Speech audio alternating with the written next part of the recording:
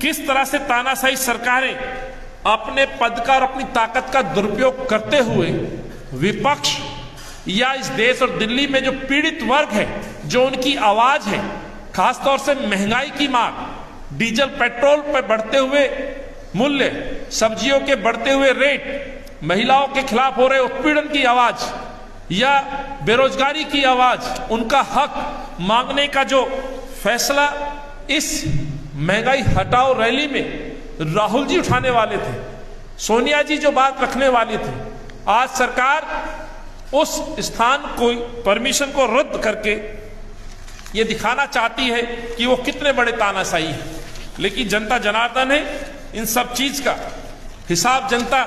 जरूर देगी और हिसाब मांगेगी भी। अफसोस ये है कि सत्ता में बैठे हुए सत्ता के ये आसीन लोग ये भूल जाते हैं कि जनता जनार्दन है, समय आने पर सत्ता जा भी सकती है, सत्ता में ये जनता बैठा भी सकती है। इसीलिए साथियों कहना चाहता हूं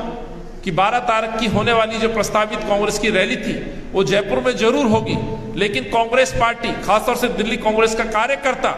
इस हठधर्मिता, इस तानाशाही रवैये के खिलाफ सड़कों पर उतरेगा और हिसाब मांगेगा कि दोहरा मापदंड क्यों।